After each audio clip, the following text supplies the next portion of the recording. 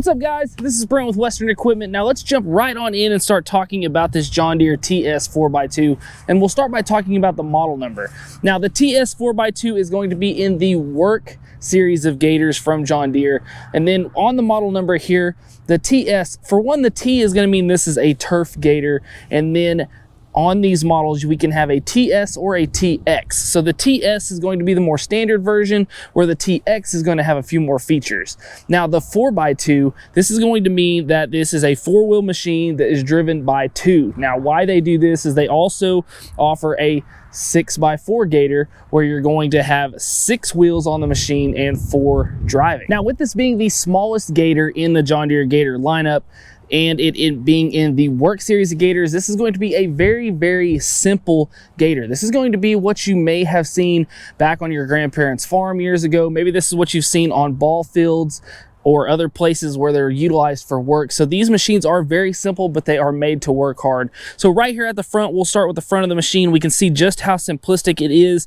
We are going to have headlights on this machine. And then as far as our front axles goes, we are going to have the front suspension with a spring over A-arm suspension. So you will get that car-like ride here in the front of the machine. Now, as far as anything under the hood, we do not have anything here except for the linkages that are going to go from our pedals, and then also going to give us room to get up to the switch panel underneath the back of the dash here. But underneath the hood, no engine or anything like that. Those components are actually going to be in the rear. So now let's talk a little bit about the engine. So to get to the engine, first thing we're going to do is raise up our driver's seat here, and then we're going to have a silver lever right here that we're going to push towards the middle of the machine. And then once we do that, we have released the locking mechanism, and we can raise the bed up here. Now the engine and transmission are both going to be located right here underneath the bed. So what we're going to have here is a 13.5 horse air-cooled Kawasaki engine, and then we're going to have a CVT transmission that runs the rear wheels of this machine. Now we can see right here that we have this large belt that is going to be coming off of the engine, going back here to the transmission to give power to our rear wheels. Now, like I said, this engine is going to be air cooled, so we are not going to have the cooling components such as a radiator and other things like that. But right over there on the passenger side, we will see the air filter, easy to get access to. And then overall underneath here, very, very easy to get to these components. With the raising of this bed, that makes that very, very handy to get to. So pretty nice working area there if we're having to do any type of maintenance to this machine. Now we want to go ahead and lower the bed back down. We have the silver lever here that we just simply need to raise up a little bit on the bed, raise up on that lever, and then we can let the bed back down. So there you saw that we do get a full dump out of the bed. That is a very, very nice thing on this machine. With this being a working gator, a lot of times we see a lot of dirt use out of these, people hauling bags of mulch, maybe piles of rock, things like that. And this is going to be a nice 16 gauge steel bed here on the back. So if you're worried about throwing things in back there, scratching it up, denting it up, just know that it is steel. You can go back over it, repaint that, fix it up, bang out dents, whatever you need to do. That is going to be a nice feature here. Now, as far as capacity goes here at the rear, you are going to have a 500-pound capacity on this machine. So that is going to be a nice feature. And then you're also going to have 900 pounds of towing capacity here at the rear. Now with this bed, you're also going to get good size to be able to carry that 500-pound load. So you are going to be 49 inches wide, 39.5 inches long, and 9 inches deep. And then you also are going to have the fold down tailgate here. This is going to be on these 2 spring pins where you just simply push those in, let them sit out, and then we can lower the tailgate here. So if you have those loads that need to hang out the back side, you do have the ability to do that. Only downside to this is you do need 2 hands to close this up, one to hold it up into place, and then one to put the pin back in. Now, a couple other things here at the rear of the machine. As you notice, we do not have any lights on this machine at the rear, so you are not going to have those things from the factory, such as the turning signals or the tail lights. So this machine is going to be one that does need to stay on a property unless you get the aftermarket lighting to add to this machine, and if your city ordinances say that it can be street legal. Now, here at the back, and the bottom, you'll see that we have a bunch of holes down here in the frame. This machine is going to accept many different attachments. So if you need such things as maybe that rear wagon hitch, maybe you need a rear receiver hitch, things like that, you do have the ability to do that. Now, also here at the rear, one thing to keep in mind is that you are not going to have rear suspension on this machine.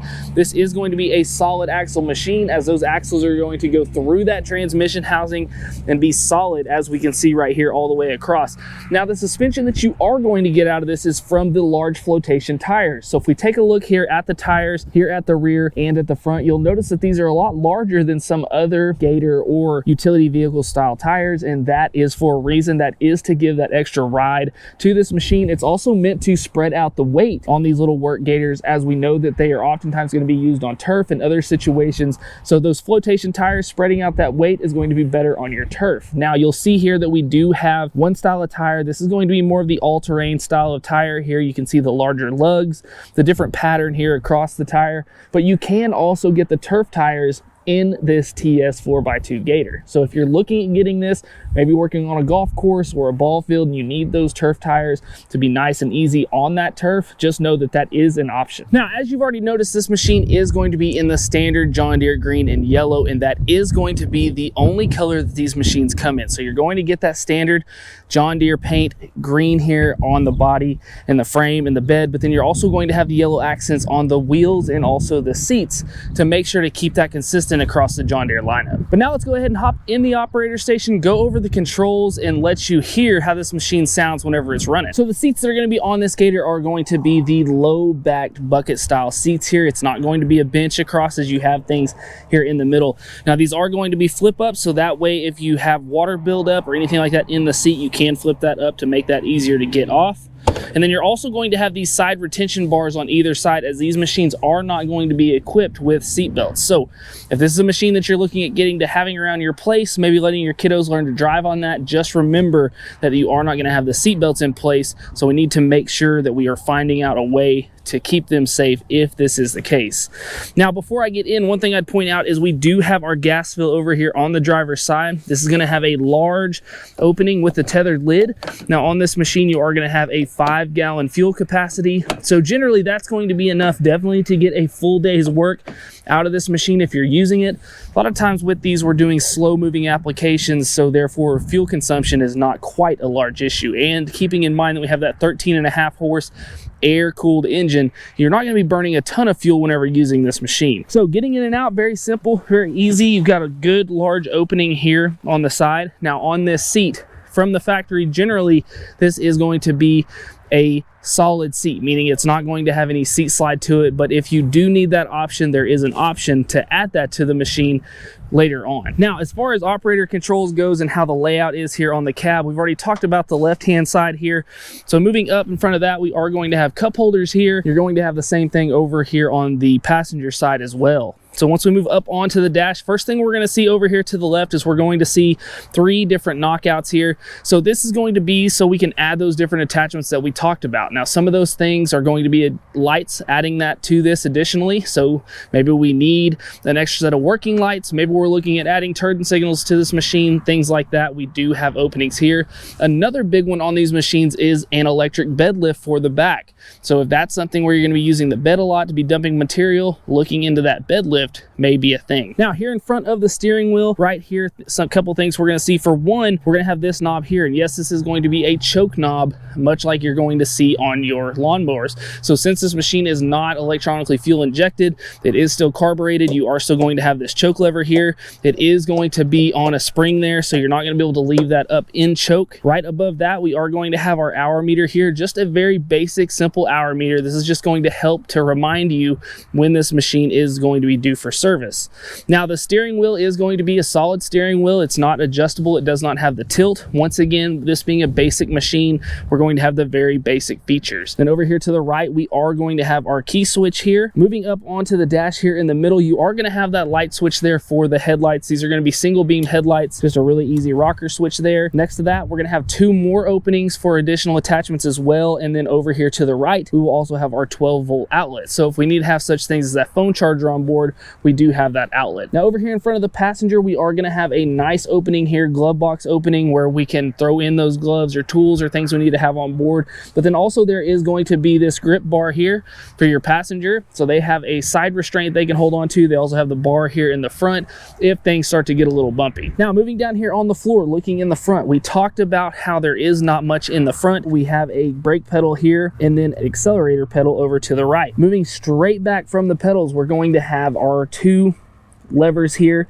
First is going to be our differential lock lever. So right here in the back position, we're going to be unlocked. If we need to lock those rear wheels in, we can push that forward and lock that into the differential so that the back, our two rear wheels, are pulling at the same time if we get in those sticky situations. Now moving to the right of that, we are going to have our gear shifter on these machines. Since it's just a simple CVT transmission, all we're going to have is the forward, neutral, and reverse. There is not a parking gear on this transmission. So moving back from the gear shift, we do have our parking brake here. This is just going to be an automotive style parking brake where we simply raise up to lock that in, push in the button, and release it down to release that parking brake. Now, since there is no parking feature, if you are on a slope, as soon as you release this parking brake, you are going to start to roll. So make sure that whenever you're using the parking brake, you also have your foot on the brake pedal in front of you to make sure we don't get in those situations where this thing is trying to roll away. Now also over here to your right, you are going to have your fuel gauge. So we can see there, it's just a very simple float gauge style fuel gauge, but it's very easy to see over here to the right. And then back behind your parking brake is going to be a little bit of a storage cubby area right here. So if you have those little things that you need to keep on board, for instance, this machine is actually used in one of our parts warehouses, and so they actually have a garage door opener to the parts department that they leave right here in that cup holder. So nice little cubby for whatever those things may be that you need. And then once we raise our seat up over here on the side, we see that we have this opening here. Once again, being able to raise that up to let that water out if we happen to have that buildup. So now let's go ahead and start this thing up. I'm going to put my foot on the brake here, pull out the choke, start this machine up. Now, whenever you're going to start these machines, you do have to make sure that you are in neutral whenever you go to start them. So now, first thing you'll notice, very, very quiet machine. I'm gonna let off the parking brake here, put this in reverse, start to back it up, move it into drive here, into forward. Once again, very, very easy. Very quiet driving machine. So if you're out and needing to do that work early in the morning, maybe late in the evening, you're not going to have a big issue with this being too loud and people getting upset at you. So that is nice. It's also very easy to drive. You're not going to have power steering on this model, but with those large flotation tires, it's not a big chore to try to get this machine to steer well. As you can see, I'm not having to push really hard to try and get this machine to steer. It's also very easy to change directions with that handle being right down there on your right hand side. Very, very easy to get to. Now let's talk a little bit about dimensions and a couple of specs maybe that we left out. Now dimensions wise, as far as length goes, we're going to be 104 inches long. We're going to be 60 inches wide at our widest point, and then 43.5 inches tall at our tallest point. Now the main spec that we left out is going to be the top speed. Now with that CVT transmission and that engine, it's not going to be very high. It's going to be somewhere around the 18 to 20 mile an hour range. John Deere actually does not list the top speed there in the spec sheet online, but we're going to be somewhere around that area. So it is going to be a lower speed unit. Like I said, this is going to be a work unit down in the lower spec of that work class. Now, as far as warranty goes, we're still going to have that 1 year, 1,000 hour warranty bumper to bumper on this machine, whichever comes first. And then price. So these are going to start list price wise right around $9,300. Now, what I tell everybody is whenever we're looking into these machines and we look at list price online, we need to keep in mind that there may be additional discounts available to us. So whenever we're getting this price, we're seriously looking at this machine, the best thing to do is to call your local dealership, get in touch with them, and figure out what the best price is that they can do on one of these machines. So guys, I hope this video helped you out. I hope that you liked this video. If you did, we just asked you to hit that like button and subscribe to the channel. Also guys, if you're needing any John Deere parts at all, make sure to check us out at 247parts.com. And as always guys, thanks for watching. We'll see you next time. Hey guys, make sure to check out this cool video and this one. Buy your parts right up here and subscribe right here.